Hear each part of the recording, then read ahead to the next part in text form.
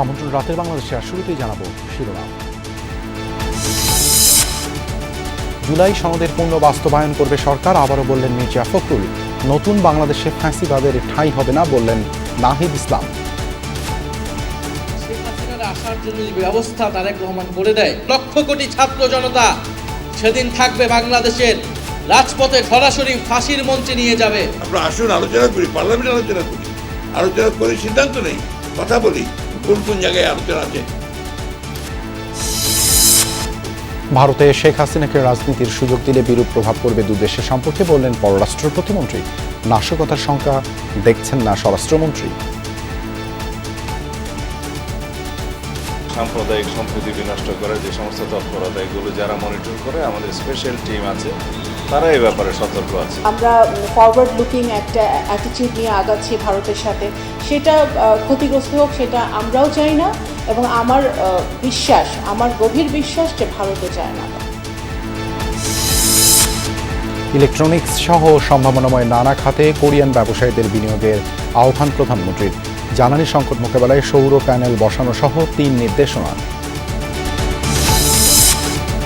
গাজীপুরের কাশিমপুর ভূমি অফিসে ডিসির ঝটিকা অভিযান।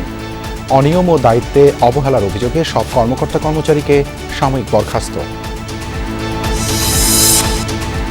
লোডশেডিংয়ে অতিষ্ঠ গ্রামাঞ্চলের মানুষ, বিদ্যুৎ অফিস ঘেরাও করে বিক্ষোভ। ভোগান্তির জন্য লাইন ও কারিগরি ত্রুটিকে দুষছে পিডিবি।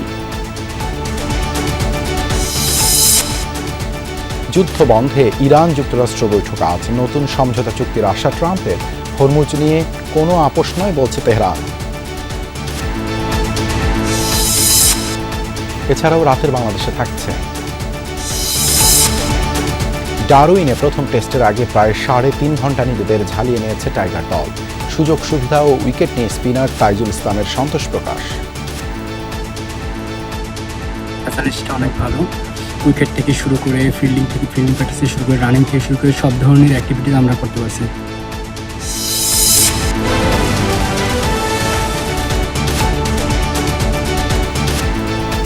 এতক্ষণ শিরোনাম দেখছিলেন, আপনাদের সঙ্গে আছি দেবাশিস রঞ্জন সরকার।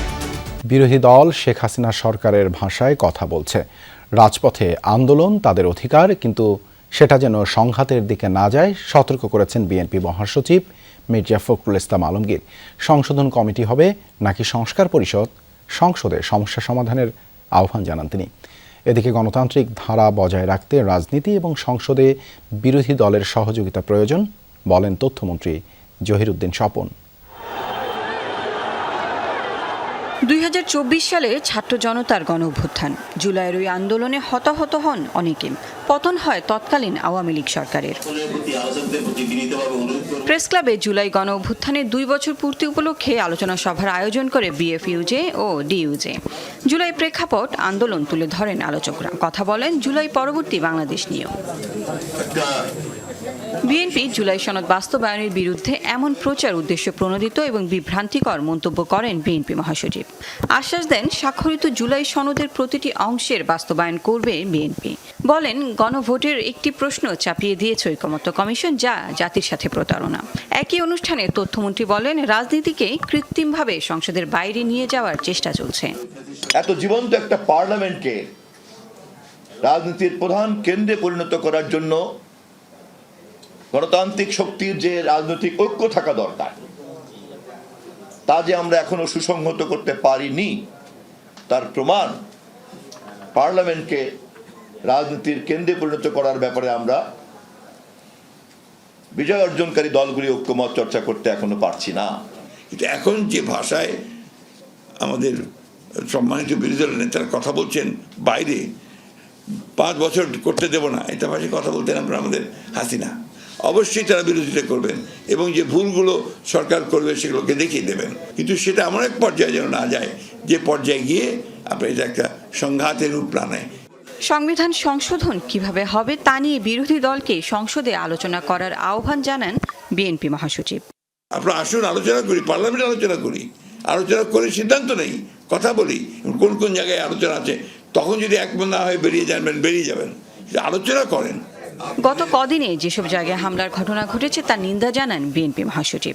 শৃঙ্খলা রক্ষা বাহিনী নিরপেক্ষভাবে তদন্ত করে তার বিরুদ্ধে ব্যবস্থা গ্রহণ করবে। লাভলি বিথি, যমুনা নিউজ, ঢাকা। সরকার দিল্লির সমঝোতায় শেখ হাসিনাকে ফেরানোর ব্যবস্থা করলে লক্ষ কোটি জনতাকে সাথে নিয়ে আবারও জুলাই যোদ্ধারা মাঠে নামবে বলে হুঁশিয়ারি দিয়েছেন এনসিপি আহ্বায়ক নাহিদ ইসলাম। রাজধানীতে শহীদ ও আহতদের কণ্ঠে জনতার এক দফা শীর্ষক আলোচনায় তিনি এই হুঁশিয়ারি দেন। এ সময় সরকারের নানা কর্মকাণ্ডের সমালোচনা করেন এনসিপি নেতারা। ৩ আগস্ট নাহিদ ইসলামের এমন স্লোগানে প্রকম্পিত হয়ে উঠেছিল কেন্দ্রীয় শহীদ মিনার। হাসিনার পতনের ডাক ছড়িয়ে পড়েছিল দেশের প্রতিটি কোণায়। 2 বছর পর রাজধানীর ডিপ্লোমা ইঞ্জিনিয়ার্স ইনস্টিটিউটে জুলাইয়ের নিহতদের পরিবার এবং আহতদের সামনে আবারও সেই স্লোগান ধরলেন নাহিদ ইসলাম। দেশে একটা নতুন হাহাকার দেখতে পাচ্ছি। নাহিদ ইসলামের অভিযোগ, আওয়ামী লীগকে পুনর্বাসনের চেষ্টা চলছে, এমন পরিকল্পনা প্রতিহতের হুঁশিয়ারি দেন তিনি। লক্ষ কোটি ছাত্র জনতা সেদিন থাকবে বাংলাদেশের রাজপথে, ঢাকার রাজপথে সরাসরি ফাঁসির মঞ্চে নিয়ে যাবে। যদি এই পরিস্থিতি তারেক রহমান দেখতে চায় দিল্লির সাথে সমঝোতা করে, তাহলে তাই করুক, আমরা সেটার জন্য প্রস্তুত আছি। হবিগঞ্জে আলিফের উপর হামলার প্রতিবাদে চোখে প্রতীকী ব্যান্ডেজ লাগিয়ে আলোচনা সভায় যোগ দেন এনসিপির মুখ্য সমন্বয়ক নাসির উদ্দিন পাটোয়ারি। সরকারের সন্ত্রাসী কর্মকাণ্ড এবং দুর্নীতি চাঁদাবাজির কঠোর সমালোচনা করেন এনসিপির অন্যান্য নেতারাও। কেউ যদি অন্যায় করে সে অন্যায়ের সাথে তো আমরা এক হতে পারি না। কেউ যদি দখলদারিত্ব করে সেই দখলদারিত্বের সাথে তো আমরা এক হতে পারি না। যদি পুলিশ আজকে সংস্কার হতো, কোনো দলীয় লেজুর ভিত্তি না করতো, তাহলে আজকে আলিফের চোখটা চলে যেত না। বক্তারা বলেন, ২৪-এর গণ অভ্যুত্থানের আসল রূপকার জুলাই শহীদ এবং আহতরা। তাদের যথাযথ সম্মান এবং সুযোগ সুবিধা নিশ্চিত করতে হবে। এখন সব কিছু মিথ্যা প্রমাণ করার চেষ্টা করছে। আরিফুর রহমান সবুজ, যমুনা নিউজ, ঢাকা। ভারতে বসে শেখ হাসিনার রাজনৈতিক বক্তব্য দেওয়ার বিষয়টি দেশটির সরকার সমর্থন করে কিনা তা পরিষ্কার করতে হবে দিল্লিকে। এই অবস্থান স্পষ্ট করে পররাষ্ট্র প্রতিমন্ত্রী শামা ওবায়েদ বলছেন, এই ধরনের ঘটনা ঢাকা দিল্লি সম্পর্কেও প্রভাব ফেলতে পারে। তিনি জানান, যুক্তরাষ্ট্রের সাথে অন্তর্বর্তী সরকারের সময় স্বাক্ষর হওয়া চুক্তিতে দেশের স্বার্থ রক্ষা হলে তা অব্যাহত রাখবে সরকার। প্রায় 2 বছর আগের ঘটনা। শিক্ষার্থী জনতার অভ্যুত্থানে বাংলাদেশ ছাড়তে বাধ্য হন সে সময়ের প্রধানমন্ত্রী শেখ হাসিনা। তারপর থেকে দিল্লিতেই তার অবস্থান। এরই মধ্যে আন্তর্জাতিক অপরাধ ট্রাইব্যুনালে এক মামলায় সর্বোচ্চ সাজা মৃত্যুদণ্ড দেয়া হয়েছে তাকে। সম্প্রতি দিল্লি থেকে রাজনৈতিক কোনো কর্মকাণ্ড পরিচালনা করতে পারবেন না শেখ হাসিনা, এমন খবর প্রকাশিত হয় ভারতীয় গণমাধ্যমে। তার দুদিনের মাথায় 5 আগস্ট দিল্লিতে ফরেন করেসপন্ডেন্ট ক্লাবে দেশে ফেরা শিরোনামে এক অনুষ্ঠানে শেখ হাসিনার যুক্ত হওয়ার খবর। এ প্রসঙ্গে ভারত সরকারের পরিষ্কার অবস্থান বুঝতে চায় বাংলাদেশ। তারা অনলাইন মিটিং করবে বা যেটাই করবে সেটা ভারত সরকার সমর্থন করে কি করে না সেটা ভারত সরকারকে ক্লিয়ার করতে হবে। আমরা ফরওয়ার্ড লুকিং একটা অ্যাটিটিউড নিয়ে আগাচ্ছি ভারতের সাথে, সেটা ক্ষতিগ্রস্ত হোক সেটা আমরাও চাই না, এবং আমার বিশ্বাস, আমার গভীর বিশ্বাস যে ভারতও চায় না। তো সুতরাং এটা ভারতকেই ক্লিয়ার করতে হবে যে ভারত সমর্থন দিচ্ছে কি দিচ্ছে। যদি আমরা প্রয়োজন মনে করি সরকার থাকে, সরকার সেটা ওনাদের সংশ্লিষ্ট পররাষ্ট্র মন্ত্রণালয়ের সাথে আমরা যোগাযোগ করব, সেই ডিপ্লোম্যাটিক চ্যানেলে হবে। আসে যুক্তরাষ্ট্রের সাথে বাণিজ্য চুক্তি প্রসঙ্গ। এ নিয়েও সরকারের অবস্থান তুলে ধরেন প্রতিমন্ত্রী। যুক্তরাষ্ট্র সাথে আমাদের যে কোনো দ্বিপাক্ষিক এগ্রিমেন্ট সম্পর্ক যদি বাংলাদেশের মানুষের স্বার্থে হয় তাহলে আমরা সামনে আগাবো, যদি বাংলাদেশের মানুষের স্বার্থে না হয় তাহলে সেটা আমরা পুনর্বিবেচনা করব। তো এটা বাংলাদেশের মানুষের স্বার্থে যদি এটা ভালো কিছু বয়ে নিয়ে আসে, আমাদের অর্থনীতিতে ভালো কিছু বয়ে নিয়ে আসে, আমাদের সম্পর্ক ভালো কিছু বয়ে নিয়ে আসে, আমাদের সম্পর্ক গভীর করতে কোনো ভালো কিছু বয়ে নিয়ে আসে, অবশ্যই সেদিকে আমরা। যুক্তরাষ্ট্রের ইন্দো প্যাসিফিক কৌশলের আওতায় সহযোগিতার অংশ হিসেবে দেশটির 22 সদস্যের প্রতিনিধি দল ঢাকা আসছে বলেও জানান তিনি। Indo-Pacific is there and Bangladesh has always been a part of it. So Mahfuz Mishu, Jamuna news, Dhaka. পলাতক শেখ হাসিনা সহ কার্যক্রম নিষিদ্ধ আওয়ামী লীগ বা কোনো সংগঠনের ব্যক্তি যাতে ভারতের ভূখণ্ড ব্যবহার করে রাজনৈতিক বক্তব্য দিতে কিংবা বাংলাদেশে অস্থিতিশীলতা সৃষ্টি করতে না পারে সে বিষয়ে ভারতের সহযোগিতা প্রত্যাশা করেছে বাংলাদেশ। এমনটাই জানিয়েছেন প্রধানমন্ত্রীর পররাষ্ট্র বিষয়ক উপদেষ্টা হুমায়ুন কবির। আজ তার সাথে সৌজন্য সাক্ষাৎ করেছেন ভারতীয় হাইকমিশনার দীনেশ ত্রিবেদী। বিকেলে তেজগাঁয়ে প্রধানমন্ত্রীর কার্যালয়ে এই সাক্ষাৎ অনুষ্ঠিত হয়। এই আলোচনাটির কেন্দ্রে ছিল পারস্পরিক আগ্রহ ও পারস্পরিক কল্যাণের উপর ভিত্তি করে দুই প্রতিবেশী দেশের মধ্যে জনগণ কেন্দ্রিক সহযোগিতা বৃদ্ধি করা। হাইকমিশনার ভারত ও বাংলাদেশের জনগণের উন্নয়নমূলক আকাঙ্ক্ষা পূরণের লক্ষ্যে বাংলাদেশ সরকারের সাথে ইতিবাচকভাবে কাজ করার ক্ষেত্রে ভারতের অভিপ্রায়ের কথা পুনর্ব্যক্ত করেন। এ সময় আগামী 5 আগস্ট পলাতক শেখ হাসিনার সম্ভাব্য বক্তব্য নিয়ে সামাজিক যোগাযোগ মাধ্যমে ছড়িয়ে পড়া আলোচনার বিষয়টিও উঠে আসে। মেট্রো রেল সহ কয়েকটি স্থানে বোমা ও বোমা সদৃশ বস্তু পাওয়া নিয়ে শঙ্কিত হওয়ার কিছু নেই বলে মনে করেন স্বরাষ্ট্রমন্ত্রী সালাউদ্দিন আহমদ। জানিয়েছেন এসব ঘটনার কোনো যোগসূত্র আছে কিনা তা তদন্ত করা হচ্ছে। উগ্রবাদী তৎপরতা রোধে সতর্ক আছে আইনশৃঙ্খলা বাহিনী। এ সময় স্বরাষ্ট্রমন্ত্রী আরও বলেন, 5 আগস্ট জুলাই গণ অভ্যুত্থান দিবস ঘিরে নাশকতা করার মুরদ নেই কার্যক্রম নিষিদ্ধ আওয়ামী লীগের। মেট্রো রেলের 3 স্টেশনে গত 2 সপ্তাহে বোমা ও বোমা সদৃশ বস্তু উদ্ধার হয়েছে। আশুলিয়ার একটি দোকানে পাওয়া গেছে বোমার ব্যাগ। তবে এ নিয়ে আতঙ্কিত হওয়ার কিছু নেই, আইনশৃঙ্খলা রক্ষা বাহিনী সতর্ক আছে বলে জানিয়েছেন স্বরাষ্ট্রমন্ত্রী। সচিবালয়ে অস্ট্রেলিয়ার 2 সহকারী মন্ত্রীর সাথে বৈঠক শেষে তিনি জানান, এসব ঘটনার পেছনের যোগসূত্র খতিয়ে দেখা হচ্ছে। তদন্ত পরিচালিত হচ্ছে, তবে আগের সময়ের তুলনায় যদি আমরা তুলনামূলক বিবরণী দেই, তার তুলনায় এটা অনেকটা কম। উগ্রবাদী তৎপরতা বা এই জাতীয় সাম্প্রদায়িক সম্প্রীতি বিনষ্ট করার যে সমস্ত তৎপরতা, এগুলো যারা মনিটর করে আমাদের স্পেশাল টিম আছে, তারা এই ব্যাপারে সতর্ক আছে। আগামী 5 আগস্ট জুলাই গণ অভ্যুত্থান দিবস ঘিরে কার্যক্রম নিষিদ্ধ আওয়ামী লীগের কোনো তৎপরতা থাকলেও এ নিয়ে সরকার চিন্তিত নয় বলে জানিয়েছেন স্বরাষ্ট্রমন্ত্রী। আওয়ামী লীগের এত মরদ আছে বলে তো আমার মনে হয় না। একে তো নিষিদ্ধ ঘোষিত দল, মাফিয়া শক্তি, তারা মাঝে মধ্যে বিদেশ থেকে উকিঝুঁকি দিচ্ছে, এর বেশি তৎপরতা তো দেখি না। স্বরাষ্ট্রমন্ত্রী বলেন, দক্ষিণ ও মধ্য এশিয়া বিষয়ক মার্কিন বিশেষ দূত সার্জিও গোর বাংলাদেশ সফরে প্রধানমন্ত্রী তারেক রহমানের নেতৃত্বে আস্থা প্রকাশ করেছেন। তবে ভারতীয় হাইকমিশনারের সাথে গোরের মতবিনিময় নিয়ে কিছু বলতে চাননি সালাউদ্দিন আহমদ। তিনি বাংলাদেশের বর্তমান প্রধানমন্ত্রী জনাব তারেক রহমানের নেতৃত্বে আশাবাদী এবং আস্থাশীল, এবং যুক্তরাষ্ট্র আমাদের প্রধানমন্ত্রীর নেতৃত্বের প্রতি আস্থা রেখেছেন এবং তার নেতৃত্বে বাংলাদেশের অগ্রগতি সাধিত হবে তিনি আশা প্রকাশ করেছেন। স্বরাষ্ট্রমন্ত্রী জানান, দুবাইয়ে সাবেক আইজিপি বেনজির আহমেদের জামিন বাতিলে দ্রুত পিটিশন দায়ের করা হবে। আমরা এই ইনস্ট্রাকশন দিয়েছি যেন তার জামিন বাতিলের জন্য তারা পিটিশন দেয়, কারণ তার কাছে অন্যান্য দেশেরও পাসপোর্ট থাকতে পারে। আলমগীর স্বপন, যমুনা নিউজ, ঢাকা। বরিশালের বাকেরগঞ্জে বিস্ফোরণে নারী শিশুসহ 3 জন দগ্ধ হয়েছেন। বোমা সদৃশ কোনো কিছু থেকেই এই বিস্ফোরণ কিনা তা খতিয়ে দেখা হচ্ছে বলে জানিয়েছে পুলিশ। সকাল 6টার দিকে উপজেলার ভরপাশা ইউনিয়নের দুধলৌম গ্রামে এই ঘটনা ঘটে। স্থানীয়রা জানায়, শাহ আলম হাওলাদারের বাড়ির পাশে রাখা বালু ভর্তি একটি বস্তার মধ্যে হঠাৎ বিকট শব্দে বিস্ফোরণ ঘটে।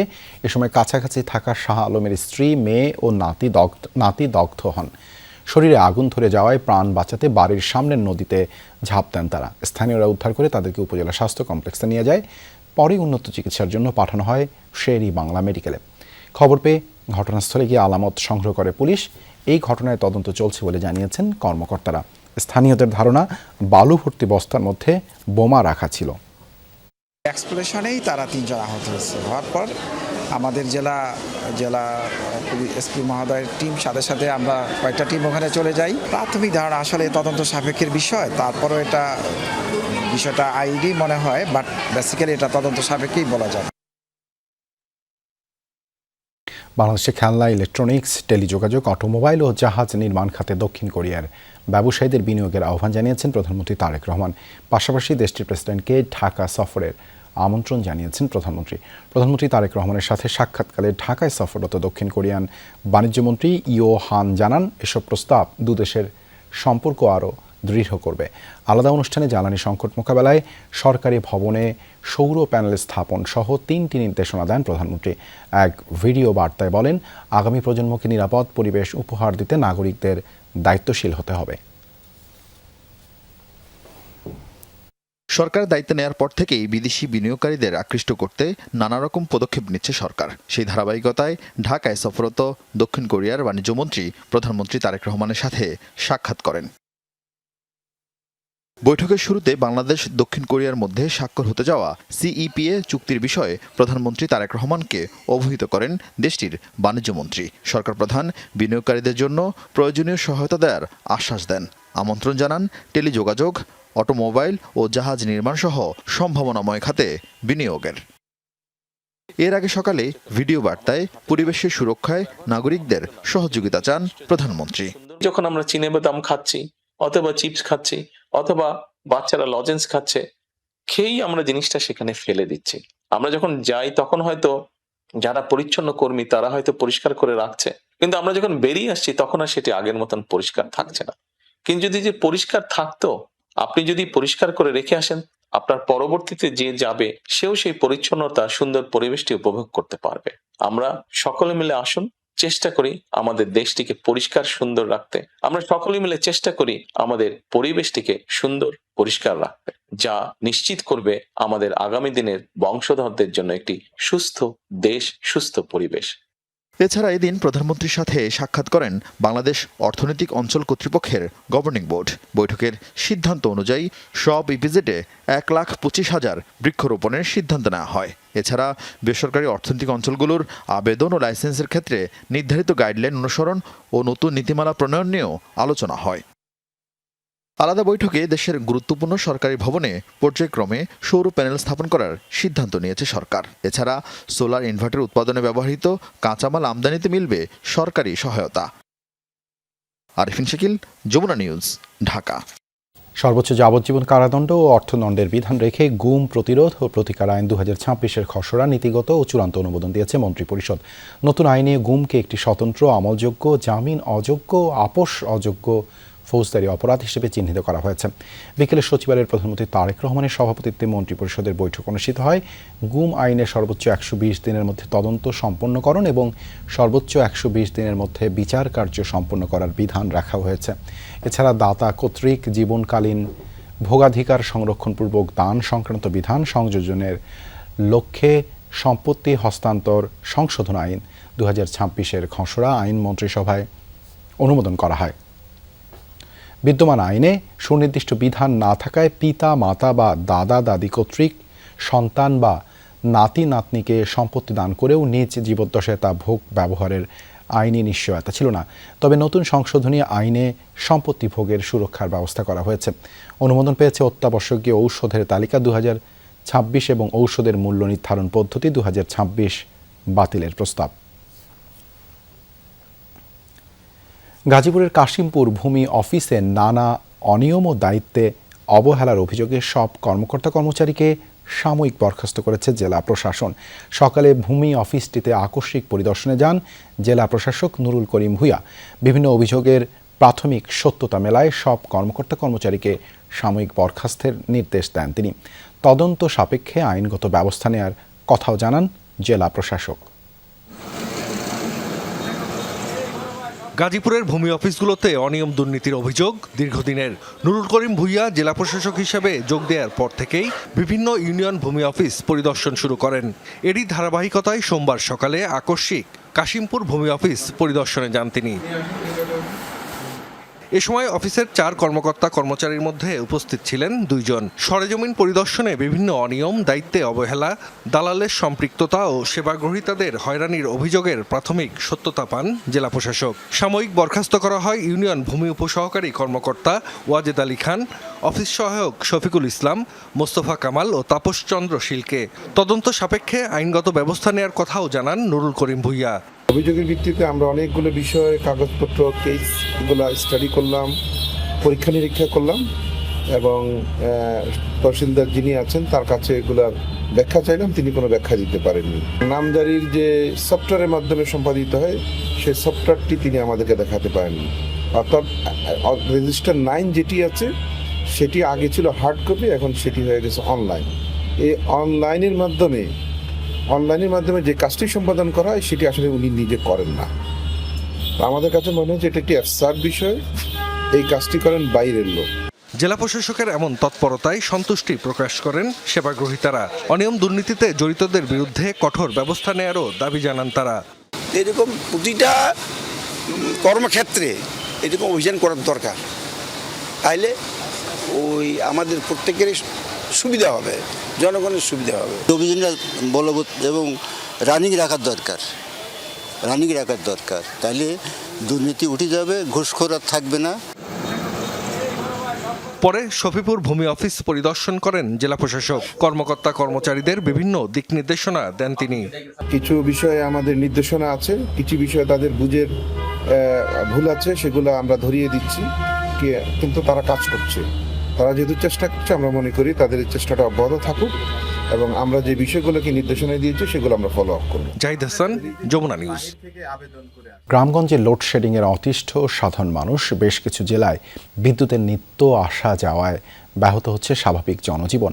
ভুক্তভোগীরা বলছেন, দিনের কাজ, রাতের ঘুম, শিক্ষার্থীদের পড়াশোনার পাশাপাশি ব্যবসা বাণিজ্য ব্যাহত হচ্ছে লোডশেডিংয়ে। যদিও পিডিবি বলছে চাহিদা ও উৎপাদনের মধ্যে পার্থক্য নেই, তাই সামনের দিনগুলোতে লোডশেডিংয়ের আশঙ্কা করছেন না পিডিবি চেয়ারম্যান। তবে বিতরণ লাইন ও কারিগরি ত্রুটির কারণে কোথাও কোথাও সংকট হচ্ছে বলেও স্বীকার করেন তিনি। খরা বর্ষাকাল, বৃষ্টিও হচ্ছে মাঝে মাঝে, আবার অনেক জায়গায় কড়া রোদ, কখনো কখনো তীব্র তাপদাহ। এ অবস্থায় পিক আওয়ারে বিদ্যুতের চাহিদা 15,500 মেগাওয়াটের মতো। সরকারি হিসেব বলছে উৎপাদনও কাছাকাছি, তার মানে উৎপাদন আর চাহিদার পার্থক্য নেই। যদিও বাস্তবতা ভিন্ন, যেমন কুষ্টিয়ার কথাই ধরা যাক। স্থানীয়রা বলছেন বিদ্যুতের নিয়মিত আসা যাওয়া রুটিন এখানে। একই অবস্থা উত্তরের জেলা নাটোরের বিভিন্ন উপজেলায়। এমনকি দিনরাতের অর্ধেক সময় বিদ্যুৎ থাকে কিনা সে প্রশ্ন তুলেছেন কেউ কেউ। 24 ঘন্টার ভিতরে মনে করেন 15 বার বা 12 বার 15 বার 16 বার যাওয়াতে থাকে, বাইরে বাইরে করে। বেশিরভাগ সময় থাকছে না, প্লাস হচ্ছে আপনার রাতে থাকছে না কারেন্টটা। এই সমস্যা কবে সমাধান হবে আল্লাহ পাক জানে, সরকার জানে। কি করার, বিল তো আমরা ঠিক মতোই দিই, বিল তো আমি সমস্যা দেখাইনি। এ অবস্থায় স্বাভাবিকভাবেই ব্যাহত হচ্ছে দৈনন্দিন জীবন। ব্যবসা বাণিজ্য, দোকানপাট, বেচাকেনা থেকে শুরু করে নাওয়া খাওয়া ঘুম ব্যাহত হচ্ছে সবকিছুই। ভুক্তভোগীদের চাওয়া এ অবস্থার পরিবর্তন। প্রচুর গরম, দোকানপাটে ব্যবসা বাণিজ্য নাই, ফ্রিজ চলাতে পারছে না। আমাদের যে শিক্ষার্থী আছে তাদের পড়ালেখা খুব বেশি ডিস্টার্ব হচ্ছে। বেশিরভাগ মানুষের মনে করেন টিউবওয়েল নাই, এখন সব মোটরের সব সিস্টেম। এখন মনে করেন মোটর চালু করতে পারে না, এমন টাইমে কারেন্ট থাকে। আমার 2 মোটর জ্বলে গেছে ভাই, এই কারেন্টের সমস্যা। ব্যবসা বাণিজ্য করতে খুব কষ্ট হইতেছে, কারণ আইসক্রিম গুলো জায়গায় ঠান্ডা কোল্ড ড্রিঙ্ক বিক্রি করতে পারতেছি না। বাড়ি যা আরামের জন্য যাই, একটা খাওয়া দাওয়া করে একটা ঘুম পারবে। এই ঘুমটাই যদি না পাতে পারে তাহলে কারেন্টের আমাদের প্রয়োজন নাই। গত কয়েকদিনের নিম্নচাপে ব্যাহত হচ্ছে আমদানি করা এলএনজি সরবরাহ। আবার কয়লাবাহী জাহাজ খালাসেও ঝামেলার খবর আছে। যদিও এসব কারণে জ্বালানি সংকটে বিদ্যুতের উৎপাদন ব্যাহত হয়নি এখনো। ফুয়েল রিজার্ভ যেভাবে আছে, কয়লা বলেন, তারপরে আমাদের তেল বলেন, কিংবা আমরা গ্যাস থেকে যদি এপিসোডের প্রবলেমটা ওভারকাম হয়ে যায়, আমি আশা করি না যে ব্যাপক কোনো কিছু হবে। যে সিস্টেমগত কারণে অল্প এই 2 জায়গায় কিছু হয়তো একটু ঘাটতি থেকে যাবে, বাট এটা আমরা অতিরিক্ত ভাবেই এই ইঞ্জিনগুলো চালাই, এটা কতটা সহনীয় পর্যায়ে রাখা যায় আমরা চেষ্টা করব। প্রশ্ন আসে, তাহলে গ্রামে গঞ্জে এত লোডশেডিং কেন? এর জন্য ঝড় বৃষ্টি আর বিতরণের কারিগরি ত্রুটিকে দোষলেন পিডিবি প্রধান। কিছু তো সমস্যা আছে, অনেক লম্বা লম্বা লাইন আছে। একটু এখন তো জানেন একটু ঝড় বাদলার সময়, একটু ঝড় বাদলা হলেই গাছ পড়ে লাইন, গ্রামাঞ্চল কিংবা অনেক গাছপালার মধ্যে থেকে লাইন নিলে এগুলো প্রাকৃতিকভাবেও কিছু ওই যে এই ডিসরাপশনগুলো না। সরকার বলছে লোডশেডিং এর ক্ষেত্রে শহর ও গ্রামে বৈষম্য হবে না। যদিও রাজধানী ঢাকা সহ বড় শহরগুলোতে ভোগান্তি নেই বললেই চলে। মাহফুজ মিশু, যমুনা নিউজ, ঢাকা। ঘন ঘন লোডশেডিং বন্ধ করা সহ 7 দফা দাবিতে বরগুনার বিদ্যুৎ অফিস ঘেরাও কর্মসূচি পালিত হয়েছে। সকালে প্রেস ক্লাব চত্বর থেকে জেলা নাগরিক অধিকার সংরক্ষণ কমিটির ব্যানারে বিক্ষোভ মিছিল বের করা হয়। শহরের প্রধান সড়ক ঘুরে পাওয়ার ডিস্ট্রিবিউশন অফিসের সামনে গিয়ে শেষ হয় মিছিলটি। পরে সেখানে ঘেরাও কর্মসূচি পালন করেন বিক্ষোভকারীরা। এ সময় বক্তারা বলেন, ঘন ঘন লোডশেডিংয়ের কারণে জনজীবন অতিষ্ঠ হয়ে পড়েছে। ব্যাহত হচ্ছে শিক্ষার্থীদের পড়ালেখা।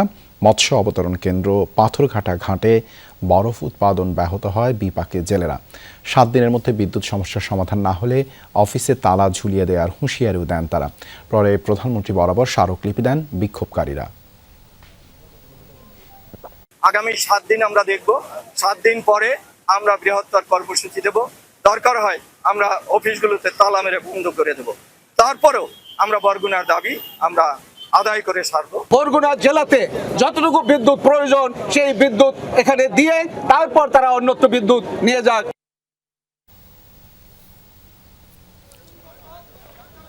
মুন্সিগঞ্জে নিরবিচ্ছিন্ন বিদ্যুৎ সরবরাহের দাবিতে পল্লী বিদ্যুৎ সমিতির জোনাল অফিস ঘেরাও কর্মসূচি পালিত হয়েছে। বিকেলে শহরের বাস স্ট্যান্ড এলাকায় জোনাল অফিসে এই ঘটনা ঘটে। অংশ নেন শতাধিক গ্রাহক। তারা বলেন, ঘন ঘন লোডশেডিংয়ের কারণে অতিষ্ঠ হয়ে উঠেছে জনজীবন। দ্রুত সমস্যার সমাধান করে নিরবিচ্ছিন্ন বিদ্যুৎ সরবরাহের দাবি জানান তারা। এদিকে বিক্ষোভের কারণে অবরুদ্ধ হয়ে পড়ে বিদ্যুৎ অফিসের কর্মকর্তারা। পরে পুলিশ ঘটনাস্থলে গিয়ে পরিস্থিতি নিয়ন্ত্রণে আনে। জুলাই গণ অভ্যুত্থানের কৃতিত্ব এককভাবে কারও নয়, এটি সব রাজনৈতিক দল, ছাত্র জনতা ও সাধারণ মানুষের সম্মিলিত প্রয়াসের ফল। এমন মন্তব্য করেছেন বিএনপির সিনিয়র যুগ্ম মহাসচিব রুহুল কবির রিজভী। দুপুরে বিএমইউতে জুলাইয়ের নার্সদের অবদান শীর্ষক আলোচনা সভায় এই কথা বলেন তিনি। এ সময় প্রধানমন্ত্রীর রাজনৈতিক সহকারী রাশেদ খান বলেন, এনসিপি জামায়াতের মস্তিষ্ক দ্বারা পরিচালিত হচ্ছে। আজকে যে ব্যক্তিটি তার সন্তানকে নিয়ে রাস্তায় নেমেছে, সেই সন্তানটা বিএনপি নাও করতে পারে, কিন্তু বিএনপির সমর্থক তো। বিএনপির একটি সামাজিক ভিত্তি আছে, বিশাল ভিত্তি। সেই ভিত্তিটা কাজে লেগেছে আন্দোলনে। সংসদে দাঁড়িয়ে তিনি কি বলেছিলেন? যারা মাননীয় প্রধানমন্ত্রী এবং তার পরিবার নিয়ে কথা বলছে তিনি সমালোচনা করেছিলেন। জামাতকে যে মানুষ মুনাফিক দল বলে, কেন বলে বুঝতেছেন? চাঁদপুরে সন্ত্রাসবিরোধী আইনের মামলায় গ্রেপ্তার হয়েছেন সাবেক প্রধানমন্ত্রী খালেদা জিয়ার গাড়ি বহরে হামলা মামলার আসামি যুবলীগ নেতা হান্নান মিয়া। বিষয়টি নিশ্চিত করেছেন চাঁদপুর সদর মডেল থানার ওসি। তিনি জানান, ভোরে সদর উপজেলার তরপুর চণ্ডী এলাকায় অভিযান চালিয়ে হান্নানকে গ্রেপ্তার করা হয়। জুন মাসে চাঁদপুরে মিছিল করে নিষিদ্ধ ঘোষিত সংগঠন ছাত্রলীগ। এই নিয়ে সন্ত্রাসবিরোধী আইনে মামলা হয়। সেই মামলার আসামি হিসেবে তাকে গ্রেপ্তার করা হয়েছে। আদালতে সোপর্দের পর কারাগারে পাঠানো হয়েছে হান্নানকে। এর আগে 2015 সালে সাবেক প্রধানমন্ত্রী খালেদা জিয়ার গাড়ি বহরে হামলার ঘটনা ঘটে। এ নিয়ে 2024 সালে করা মামলার 178 নম্বর আসামি হান্নান মিয়া। একটি সমকামিতার অভিযোগ আর তা নিয়ে তোলপাড় ঢাকা বিশ্ববিদ্যালয়। পুরো বিষয়টি এখন talk of the university. Doctor Mohammad Shahidullah হল সংসদের এজিএস ইব্রাহিম খলিলের কক্ষে অবস্থান করা বহিরাগত 2 যুবকের বিরুদ্ধে সমকামিতার অভিযোগ ওঠার পর তা নিয়ে একরকম মুখোমুখি অবস্থানে ছাত্রদল ও ছাত্র শিবির। এই ঘটনার সুষ্ঠু তদন্ত চায় 2 দলই। কমিটি গঠন করে তদন্তের কাজ শুরু করেছে প্রশাসন। গত শনিবার ফেসবুকে একটি ভিডিও ছড়িয়ে পড়ার পরই উত্তপ্ত হয়ে ওঠে ঢাকা বিশ্ববিদ্যালয়ের ডক্টর মোহাম্মদ শহীদুল্লাহ হলপাড়া। হল সংসদের এজিএস ও ছাত্র শিবির কর্মী ইব্রাহিম খলিলের কক্ষে অবস্থান করা 2 যুবককে অন্তরঙ্গ মুহূর্তে দেখা গেছে অভিযোগ করা হয় ওই ভিডিওতে। হল ছাত্রদলের অভিযোগ, ইব্রাহিমের প্রত্যক্ষ মদদেই এই ঘটনা ঘটেছে। সেই সময় সে রুমের আশেপাশে আসছিল কিনা, এই জন্যই আমাদের সিসিটিভি ফুটেজটা চেক করা দরকার ছিল। সেই জিনিসটা গায়েব হয়ে গেছে। তাহলে এখানে আমাদের কোশ্চেন এবং সন্দেহ অবশ্যই কোনো না কোনো একটা ঝামেলা এই জায়গায় আছে। আমরা চাই যে কোনো সমকামীর আশ্রয়দাতা বা প্রশ্রয়দাতা ঢাকা বিশ্ববিদ্যালয়ের কোনো হলে থাকতে পারবে না। রোববার এ ঘটনার তদন্তে প্রভোস্ট অফিসে ডাকা বৈঠকে ঘটে সংঘর্ষের ঘটনা। অভিযোগের বিষয়ে হল প্রশাসন গঠিত তদন্ত কমিটির বৈঠক চলাকালে 2 পক্ষের মধ্যে প্রথমে বাকবিতণ্ডা শুরু হয়, পরে তা হাতাহাতি ও সংঘর্ষের রূপ নেয়। পরিস্থিতি নিয়ন্ত্রণে আনতে হল প্রশাসন ও পরে প্রক্টোরিয়াল বডির সদস্যরা ঘটনাস্থলে যান। এই পরিস্থিতির জন্য পরস্পরকে দোষারোপ ছাত্রদল ছাত্র শিবিরের। তারা আমাকে গলা চিপে ধরে ওই কর্নারে প্রভোস্ট অফিসের ঠিক সামনে কর্নারে আমাকে সোফার মধ্যে ফেলাই দিচ্ছে। তারা আমাদের শিক্ষার্থীদের হামলা চালিয়েছে, সেটা স্পষ্ট। আমাদের হাবিবুল ইসলাম আহত হয়েছে। সমকামিতার অভিযোগ ও ঘটনার পরম্পরা জানতে ডক্টর মোহাম্মদ শহীদুল্লাহ হলে গিয়েও দেখা মেলেনি অভিযুক্ত ইব্রাহিমের। তবে মোবাইল ফোনে কথা হয় তার সঙ্গে। তিনি জানান তার কক্ষে যে দুই যুবক অবস্থান করছিলেন তারা সম্পর্কে ইব্রাহিমের আত্মীয়। তবে ঘটনার বিষয়ে আগে থেকে তার কোনো ধরনের ধারণা বা সম্পৃক্ততা ছিল না। অপরাধী হাইলাইট হওয়ার কথা, এবং যারা বিচার চাচ্ছে তারা অপরাধী আগে বিচার চাইবে, যারা অপরাধী তারা বিচার চাইবে, কিন্তু তা না করে কেন শুধু এজেন্সি হাইলাইট করছে? মানে বোঝা যাচ্ছে যে এটা পুরোপুরি রাজনৈতিক কলাকৌশল। এটাতে হাইড করে আমার থেকে হাইড রেখে আমার বিরুদ্ধে একটা ষড়যন্ত্র করা হচ্ছে বা শিবিরের বিরুদ্ধে একটা ষড়যন্ত্র করা হচ্ছে। রোববারের সংঘর্ষের পর প্রভোস্ট পদত্যাগ করেছেন বলে চাউর ওঠে। তবে প্রভোস্ট অধ্যাপক ডক্টর আমিনুল ইসলাম ভূঁইয়া এটিকে গুজব জানিয়ে বলেন, অভিযোগ আমলে নিয়ে সাময়িকভাবে ওই শিক্ষার্থীর সিট বাতিল করা হয়েছে। তদন্তে ঘটনা প্রমাণিত হলে বিশ্ববিদ্যালয়ের আইন অনুযায়ী ব্যবস্থা নেওয়া হবে।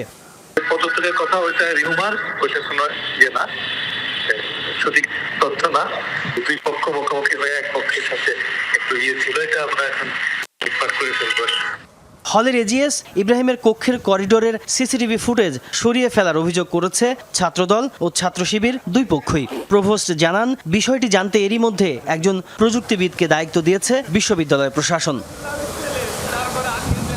তাজনুর ইসলাম, যমুনা নিউজ, ঢাকা। প্রধানমন্ত্রী তারেক রহমানের চীন সফর দুদেশের সম্পর্ককে আরও শক্তিশালী করেছে। ভবিষ্যতে এই সম্পর্ক আরও নিবিড় করতে দুপক্ষই আন্তরিকতার সাথে কাজ করছে। রাজধানীতে এক প্রশিক্ষণ কর্মশালার উদ্বোধনী অনুষ্ঠানে এমনটাই জানান প্রধানমন্ত্রীর পররাষ্ট্র বিষয়ক উপদেষ্টা হুমায়ুন কবির। আয়োজনে চীনা রাষ্ট্রদূত ইয়াও ওয়েন বলেন, দুই দেশের সম্পর্কের ভিত্তি বিশ্বাস, বন্ধুত্ব ও অংশীদারিত্বের। তিস্তা মহাপরিকল্পনা ও অর্থনৈতিক করিডোর বাস্তবায়ন নিয়ে ঢাকার সাথে বেইজিংয়ের ইতিবাচক আলোচনা চলছে বলেও জানান তিনি। কম্পারেটিভ গভর্নেন্স ফোরাম 2026 শীর্ষক কর্মশালা চীনের ফুদান বিশ্ববিদ্যালয়ের আন্তর্জাতিক সম্পর্ক বিভাগের সাথে সমন্বিতভাবে আয়োজক Bangladesh institute of international studies বিজ। 4 দিনব্যাপী এই প্রশিক্ষণ ফোরামে অংশ নেন বাংলাদেশের বিভিন্ন বিশ্ববিদ্যালয়ের শিক্ষক ও পেশাজীবীরা। আলোচনায় ভূ রাজনৈতিক প্রেক্ষাপট সহ গুরুত্ব পায় পদ্মা সেতু ও দশের কান্দি সহ বিভিন্ন অবকাঠামোর উন্নয়ন।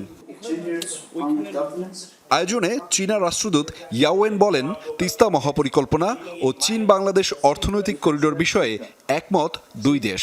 জানান, আগামীর সম্পর্কের ভিত্তি হবে বিশ্বাস, বন্ধুত্ব ও অংশীদারিত্ব। প্রধানমন্ত্রী তারেক রহমানের সাম্প্রতিক চীন সফর ছিল ঐতিহাসিক। এই সফরের মাধ্যমে পারস্পরিক সমঝোতা ও সহযোগিতা নতুন দ্বার উন্মুক্ত হয়েছে। বেল্ট অ্যান্ড রোড ইনিশিয়েটিভ বাস্তবায়নের পাশাপাশি দুই দেশের উন্নয়ন কৌশল আরও সুসংহত করতে ঢাকা ও বেইজিং একমত হয়েছে। এছাড়া তিস্তা নদীর সমন্বিত ব্যবস্থাপনা, মোংলা বন্দরের আধুনিকায়ন এবং চীন মিয়ানমার বাংলাদেশ অর্থনৈতিক করিডোর এগিয়ে নেয়ার বিষয়ে দুই দেশের মধ্যে ইতিবাচক অগ্রগতি হয়েছে। এ সময় প্রধানমন্ত্রীর পররাষ্ট্র বিষয়ক উপদেষ্টা হুমায়ুন কবির বলেন, তারেক রহমানের চীন সফর দুই দেশের সম্পর্ককে আরও শক্তিশালী করেছে। একে নতুন উচ্চতায় নিয়ে যেতে কাজ করছে সরকার। বহুমুখী উদ্যোগের মাধ্যমে বাংলাদেশ চীন সম্পর্ক আরও এগিয়ে যাচ্ছে। এই সম্পর্ককে নতুন উচ্চতায় নিতে উভয় দেশ নিবিড়ভাবে কাজ করছে। সাম্প্রতিক উচ্চ পর্যায়ের যোগাযোগ ও সহযোগিতার ধারাবাহিকতায় আগামী দিনে দুই দেশের কৌশলগত অংশীদারিত্ব আরও শক্তিশালী হবে। আগামী 50 বছরে বাংলাদেশ চীন সম্পর্ক নতুন সম্ভাবনার দ্বার উন্মোচন করবে। চীনের উন্নত প্রযুক্তি কাজে লাগিয়ে বাংলাদেশে শিল্পায়ন, কর্মসংস্থান সৃষ্টি এবং রফতানি বহুমুখীকরণের উপর গুরুত্ব দিচ্ছে বিএনপি সরকার। আয়োজনে বীজ ও ফুদান বিশ্ববিদ্যালয়ের মধ্যে সহযোগিতা বৃদ্ধি, যৌথ প্রকাশনা ও নীতি সংলাপের গুরুত্বকে প্রাতিষ্ঠানিক রূপ দিতে সমঝোতা স্মারক সই হয়। আহমেদ রেজা, যমুনা নিউজ, ঢাকা। গ্রামীণ ফোন শ্রমিক কর্মচারীদের 5% বিলম্ব বকেয়া পরিশোধ না করায় সরকার 13,000 কোটি টাকা রাজস্ব থেকে বঞ্চিত হচ্ছে, এমন অভিযোগ করেছেন গ্রামীণ ফোন 5% বিলম্ব বকেয়া আদায় ঐক্য পরিষদ। অবিলম্বে বকেয়া পরিশোধের দাবি জানিয়েছে সংগঠনটি। সকালে জাতীয় রাজস্ব বোর্ডের সামনে মানববন্ধন করে পরিষদের সদস্যরা। নেতৃবৃন্দের দাবি, 4,300 জন সুবিধাভোগীর প্রত্যেকের প্রাপ্য 47 কোটি টাকা। তবে দীর্ঘদিনের বিরোধের দ্রুত নিষ্পত্তির স্বার্থে সংগঠনটি একটি সমঝোতা প্রস্তাব উত্থাপন করেছে। প্রস্তাবনা অনুযায়ী কর পরিশোধের পর প্রত্যেক সুবিধাভোগী 10 কোটি টাকা গ্রহণ করতে প্রস্তুত। এতে সরকার কমপক্ষে 13,000 কোটি টাকার রাজস্ব পাবে। নেতৃবৃন্দ অভিযোগ করেন, বিভিন্ন সময় গ্রামীণফোন কর্তৃপক্ষের সাথে তাদের যোগাযোগ হয়েছে, আইনি প্রক্রিয়ায় সম্পন্ন হয়েছে, কিন্তু শ্রমিকদের লভ্যাংশের 5% বিলম্ব ফি পরিশোধ করেনি। প্রতি মাত্র 10 কোটি টাকা করে দাবি করছি। এই 10 কোটি টাকা করে যদি আপনারা আদায় করে দেন, তাহলে টোটাল 43,000 কোটি টাকার একটা ব্যাপার ঘটবে। সেখান থেকে সরকার 13,000 কোটি টাকা রাজস্ব পাবে। 59,000 কোটি টাকা ঋণ করেছে ব্যাংক থেকে। আমরা দেখতে পাচ্ছি সরকার এই রাষ্ট্রটা পরিচালনার জন্য, এই 20 কোটি মানুষের পেটটা চালানোর জন্য তারা বিভিন্ন উপায়ে, বিভিন্ন সোর্স থেকে উপার্জনের চেষ্টা করছে। প্রশ্ন ফাঁস কাণ্ডের জেরে শিক্ষার্থী বিক্ষোভের পর এবার ভারতের উপনির্বাচনে ভরাডুবি হয়েছে ক্ষমতাসীন বিজেপির। 3 আসনের উপনির্বাচনে 2টিতে হেরেছে গেরুয়া শিবির, 1টিতে পেয়েছে জয়। বড় ধাক্কা খেয়েছে বিজেপির শক্ত ঘাঁটি বিবেচিত বিহারে। বাকিপুরের উপনির্বাচনে বিজেপি প্রার্থী নীরাজ কুমারকে 19,000 ভোটের বিশাল ব্যবধানে হারিয়েছে জন সুরাজ পার্টির প্রশান্ত কিশোর। 1995 সালের পর এই প্রথম সেখানে হারের সম্মুখীন হলো মোদির দল। এদিকে মধ্যপ্রদেশের নাতিয়া আসনের উপনির্বাচনে বিজেপির আশুতোষ তিওয়ারিকে হারিয়েছেন কংগ্রেসের ঘনশ্যাম সিং।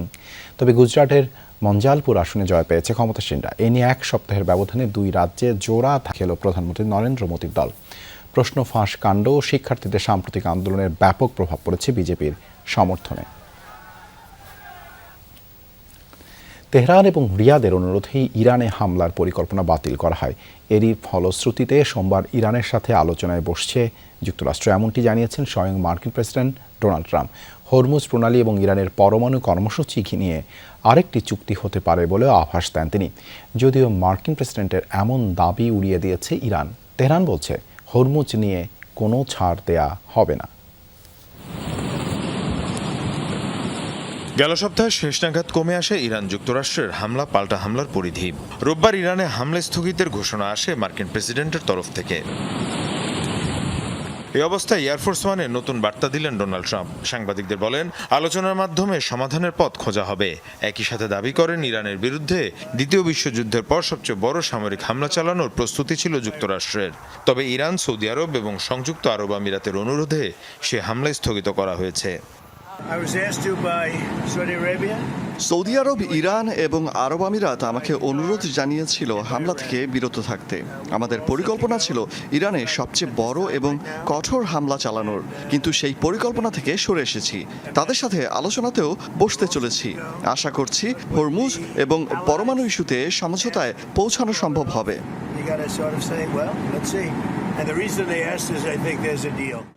তবে ট্রাম্পের দাবি সরাসরি প্রত্যাখ্যান করেছে তেহরান। ইরানের বিভিন্ন গণমাধ্যম বলছে, হামলা ঠেকাতে যুক্তরাষ্ট্রকে কোনো অনুরোধই করেনি তেহরান। টেলিভিশনে দেওয়া সাক্ষাৎকারে দেশটির পররাষ্ট্র মন্ত্রণালয়ের হুঁশিয়ারি, হরমুজ নিয়ে কোনো ধরনের ছাড় দেওয়া হবে না। ওমানের সাথে আমাদের আলোচনা চলছে, তবে এটা স্পষ্ট করতে চাই, হরমুজ নিয়ে কোনো ছাড় দেওয়া হবে না। এই অঞ্চলের নিরাপত্তা এবং জাহাজ চলাচলে যেন অন্য কোনো পক্ষ বাধা সৃষ্টি করতে না পারে, সেই বিষয়ে আমরা সর্বোচ্চ সতর্কাবস্থায় রয়েছি। এদিকে মার্কিন সেন্ট্রাল কমান্ড জানিয়েছে, ইরানের বিরুদ্ধে নৌ অবরোধ অব্যাহত আছে। 2 আগস্ট পর্যন্ত 35টি বাণিজ্যিক জাহাজের গতিপথ পরিবর্তন করা হয়েছে। 2টি জাহাজ অচল এবং আরও 2টি জাহাজে অভিযান চালিয়েছে মার্কিন বাহিনী।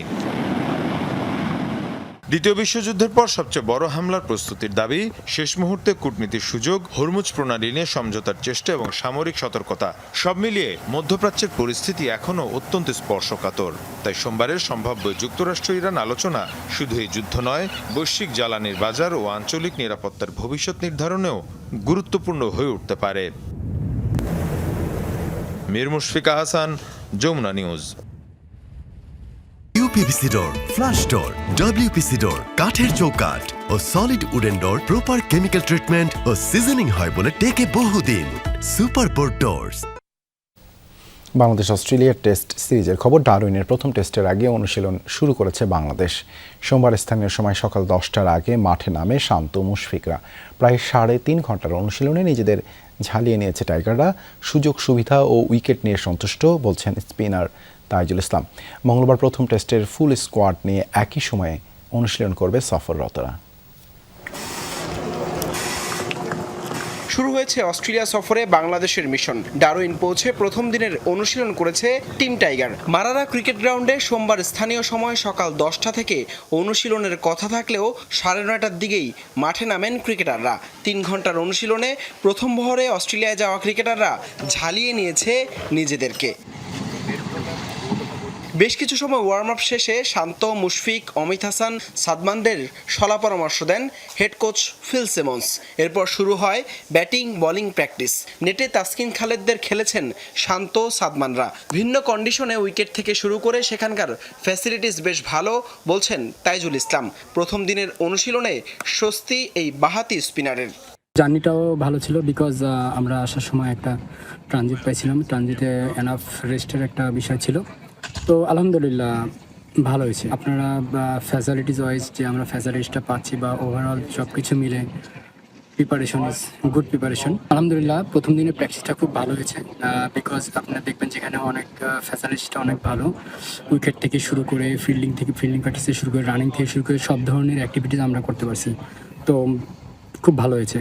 সোমবার বিকেলে ডারউইনে দলের সঙ্গে যোগ দিবেন দ্বিতীয় বহরে যাওয়া ক্রিকেটাররা। এরপর মঙ্গলবার একই সময়ে দ্বিতীয় দিনের অনুশীলনে পুরো স্কোয়াড নিয়ে মাঠে নামবে টাইগাররা। 3 দিনের অনুশীলন শেষে 6 আগস্ট অফিসিয়াল প্রস্তুতি ম্যাচে অস্ট্রেলিয়া একাদশের বিপক্ষে মাঠে নামবে নাজমুল শান্তর দল। হাসান আল মারুফ, যমুনা স্পোর্টস। এই ছিল রাতের বাংলাদেশে। এতক্ষণ আমাদের সাথে থাকার জন্য ধন্যবাদ সবাইকে।